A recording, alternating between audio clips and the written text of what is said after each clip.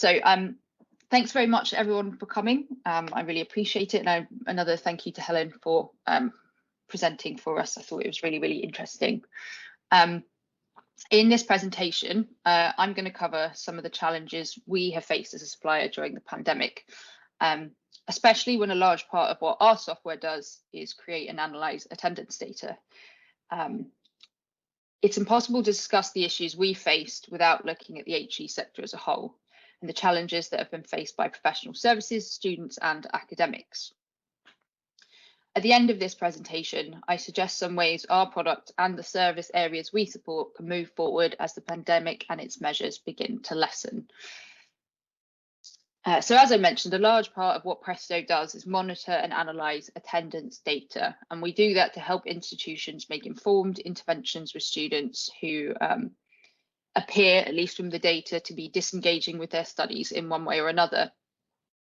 Traditionally, physical attendance has been used as the most informative measure of student engagement. Numerous studies have linked high rates of student attendance at timetabled events with likelihood of academic success. Low rates of attendance have often been used as a key indicator to identify students who may be requiring some extra support from the university. And engagement monitoring via attendance data has been a key factor for improving student retention rates, at least historically. The image on the slide is a graph that was supplied to us by MMU, so thank you, Angelique, for that. That details the positive correlation between rates of attendance and academic attainment for the academic year 18-19. So yeah, it is quite small, but you can see there is a clear positive correlation there. And I think that was, we all knew that there was more to engagement than that, I think, as practitioners, but it was our key indicator, and that's the main thing we had to work with was attendance. So, I mean, when we've been working on implementations with the universities, we've worked around lots and lots of different contingencies when we're implementing. A global pandemic with national lockdowns and an end to face-to-face teaching is not one we had ever considered as a supplier, and I don't think most institutions had either. It was a real surprise for a lot of us. And the move to online learning posed a number of technical challenges for HE and its suppliers. And I also think it devalued attendance data as an engagement metric. Suddenly the thresholds for what to find an engaged student had shifted, and previously created business rules, triggers and workflows were no longer fit for purpose. The pandemic has forced education providers and software providers alike to look further afield for meaningful data on which to assess student engagement. A holistic approach to engagement monitoring has shifted from good practice to essential practice at a pretty rapid pace, and there wasn't necessarily the infrastructure in place, as Helen discussed earlier, to be able to make that switch very quickly. Senior Dav and Rashid have a really interesting article I read about the impact of COVID-19 on higher education and research. And I really like this quote because they said, the campus closure and sudden switch from in-person face-to-face education to remote instructions is just a baby step experiment in the long journey to offering online education, which includes effective student engagement tools and teacher training. This may pave way for stronger bonds between universities, online education companies, and technology providers post-pandemic. I personally agree with that statement, despite the challenges we've faced, and as Helen demonstrated, our relationships with our institutions have greatly improved with greater communication and a much deeper understanding of each other's processes and how to really work well together. A question that popped up a number of times when the pandemic was first happening, or the impacts of the pandemic were first happening, was about international students, and Helen has brought this up in her presentation. But questions were arising around those that would be unable to attend synchronous live sessions, be it because they're in different time zones or because they have different levels of internet accessibility. So in response to this, some institutions have been recording teaching activities in order to increase the accessibility of their learning materials. So asynchronous learning materials. Tom Lowe has a really interesting article about this in When Modules Become Box Sets. And he makes the arguments that students are binge watching their learning materials rather than following the traditional teaching timetable. As when they're all accessible at once, it is not necessary to wait a week between each session or topic as a traditional student would. He states that perhaps Generation Z's capacity or fitness to consume large amounts of information over a number of days or hours is higher than ours. Or perhaps students are missing countless learning opportunities by bombarding themselves intensively with content over a number of days, with vital, slow and considered learning experiences being missed. I'm not an academic, and I don't think it's my place to say, which of those is correct. But regardless, the different ways we're teaching now, made possible by the pandemic, have put traditional academic timelines and modes of learning into question. And in turn, they have disrupted the solutions built around those previous assumptions. If we, the HE sector, understand a well-engaged student as one who attends every session, visits their online learning site every other day, how do we account for binge learners, particularly those that attain very high grades in their assessments? And I think the main question this poses to me as a supplier is, are binge learners engaged students as we see them? And if so, how do we distinguish those students from the disengaged? A lot of the work we do, a lot of the logic we use, a lot of the data we gather, that's so that we can identify students who need more help, in essence. And I'm not sure if this is a new way of learning, or it's just that the pandemic is providing us with data on this way of learning and just illuminating different ways students consume education. But ultimately, as a supplier, we need to be aware of these things and adapt accordingly. There are a number of challenges that we faced when trying to adapt our working practices and our software during the pandemic. One of those challenges was the digital skill level of university staff. Where once Presto was contained to small numbers of departments consisting of expert users, subject matter experts, we saw an increase. The Presto was now more important to more departments and academic staff who maybe in the past could rely on faculty admin, couldn't do that anymore because they were isolated now. They needed to be able to look at this data, and actually, they weren't seeing students in person, so the data was pretty much all that they had. So some staff may not have been trained on these systems before. That's always a possibility.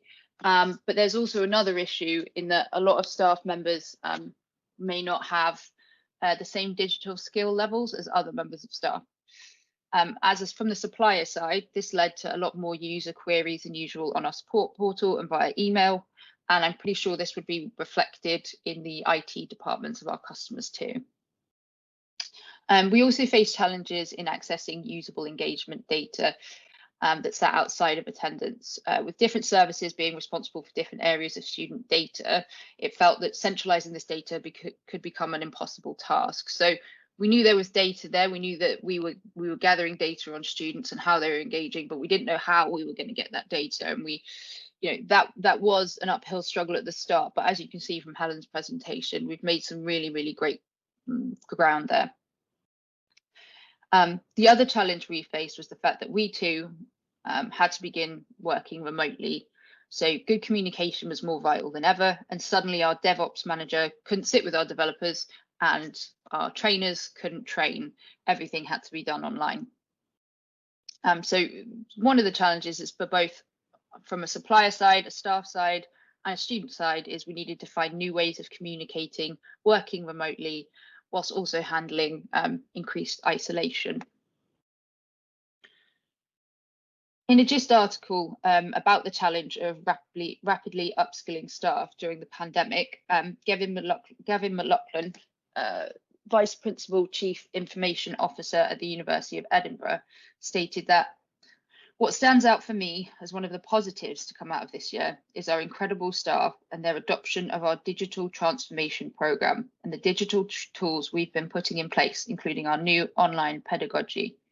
In normal circumstances, it would have taken me years to get all the staff lined up and doing that. And now the crisis has just put that adoption into overdrive. So I think in many ways, those challenges on the last page actually became great opportunities. If you have staff who are not particularly digitally skilled, well, now they have to be. So obviously HE had to accelerate digital skills training as a matter of urgency, which has left us with a just much more skilled staff population. In turn, the increased reliance on solutions and IT tools has led to better integrations, better working practices between suppliers and their institutions, and higher adoption of those solutions by staff. So, yeah, as I've stated, there are a lot of challenges for us during the pandemic, but there are also a lot of opportunities. So it was really important to us that we would be able to adapt our working style, but also our actual solutions to meet the needs of our customers. In the short term, we worked on a small piece of functionality. So this was at the very beginning of the pandemic. We expanded Presto to allow for direct uploads of MS Teams attendee lists. This is when we weren't sure how long, universities were going to be closed for, and it was just we just wanted to make life a little easier for those staff members, much like the student engagement monitoring team at MMU, who were having to manually input attendance data. We then went on as we realized that this was, COVID-19 wasn't going anywhere anytime quickly. We worked on new API endpoints to allow for more data sources to be pushed into Presto. So Helen obviously talked about the Microsoft Teams integration, but we've extended our endpoints to be able to accept a lot more data, and we now have data from Microsoft Teams, Moodle, and assessments data being directed into Presto, which is really great because we have an engagement dashboard in Presto, and having this really holistic overview of how this student is doing, especially when attendance isn't as an important metric as it once was, this has been really great. We also released the contract module, obviously to help out with contact tracing at universities. And yes, a number of our customers, as you mentioned, Helen, did go on to purchase that piece of software too. Business rules and workflows have also become more holistic. I think Presto Flow is probably the part of our software that we're proudest of. It's our automated workflow generator. And what we do there is we replicate student engagement workflows. So that's sort of the case management side. And traditionally, we were quite reliant on attendance data to trigger students. So we might look at, okay, if students are not achieving 60% attendance over a defined time period, they're considered to be not engaging or a low engager. That might trigger a case, which will then be managed in the method that is usual to the institution. But that wasn't necessarily a possibility anymore because for a short while we didn't have any attendance data to work with. So we worked on making those more holistic, using the data from these new integrations to more accurately identify students who required more support. In addition, we added some small bits of functionality to further support the student engagement workflows, which I'll show you in the next couple of screens. I think the main reason we were able to adapt and be successful is that both us and our customers, we truly adopted agile working practices, and we're extremely proud of the outcomes we've achieved under pressure in the last academic year. This is just some screenshots that I've given just to demonstrate some of those upgrades that I've been talking about. So what you can see here is the student engagement profile. So previously, you'd be looking at a student and you'd be looking at their attendance. We now have an engagement tab, a contact trace tab, and an information tab. This engagement profile can basically take any information that you might hold on your students and populate this sort of holistic overview of their engagement. But this information can also be used then to say, well, are students using Moodle or another service? Are they using it enough? It just gives us much more granularity and precision when we're deciding which students might be at risk of academic failure and who might not be. What you can see here is a little bit of work we did. So obviously students may not be engaging and they will still require the same support they required on campus, but that needs to be handled remotely. So traditionally students will probably be met with by a personal tutor, a student advisor, someone like that. Those meetings need to go online. So there were small changes we need to make to our system to ensure that those meetings can now be booked as an online meeting, and that those meetings would have a calendar invite attached. So there are lots of small pieces of work we did that maybe wouldn't be obvious until you realize that when you do, when everything is switched to online, there are a lot of changes you need to make. And what we have here is also, this is again the screenshot that was provided by Helen earlier, but we are very proud of the MS Teams integration, and especially the fact that we're able to note students who have joined as a guest, because I think that's pretty common. It's pretty common practice, and it does mean that if there is a team there supporting these students, they're going to be able to identify those attendance marks and be able to update them accordingly. So moving forward, I think it's pretty hard to say where we'll be in a year's time, whether hybrid learning will be the norm or whether lecture theatres will look just as they did in 2018. But regardless, the pandemic has been an important learning curve for our sector, especially in reframing how we think about engagement and how we think about teaching. Some of the ways forward may become more apparent after we've had some more time for reflection and some global calm. However, there are a few ways I think we as a software supplier can continue to grow and adapt in the coming years. I think increasing our integrations and API endpoints to further expand the breadth of data sources available to end users will be important. Obviously, we're very proud of the extra data sources we've already managed to gain. But I think as we start to think about engagement differently, we start to look at different learning types. There might be a lot more data sources that we have as institutions that would be more telling about a student than whether or not they swiped into a session. I think obviously we would like to sustain our collaborative approach to development with our customers and business partners, even when that development may no longer be business critical. I think this will be essential to ensure that our product continues to meet and exceed the requirements of engagement monitoring, especially as a somewhat shifting subject matter. I hope that we'll continue to further implement intuitive, holistic engagement business rules and workflows as informed by our experiences the academic year 2021. And one of our biggest goals will be around learner analytics. It's really important to us that our software reflects and adapts to student trends.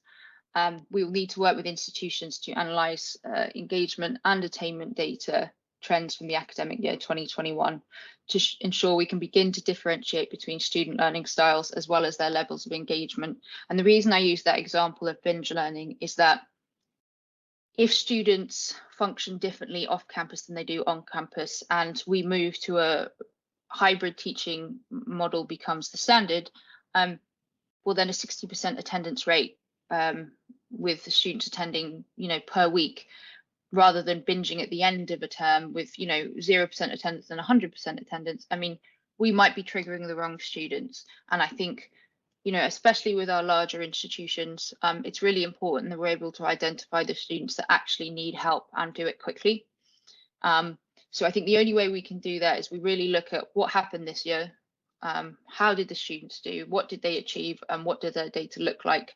And we use that to make sure that our software keeps moving forward and actually does account for those different learning styles as well as their levels of engagement. And the last thing I think is we need to give the opportunity to students to provide us qualitative feedback on our solutions and approaches to engagement. I think that's important because truly they're the only ones who have lived experience of studying during a pandemic, and we don't know how much of an impact this pandemic will have, not just on first year students, but on students attending next year, the year after. So I think it's important that we understand how they see university so that we can shape our product appropriately.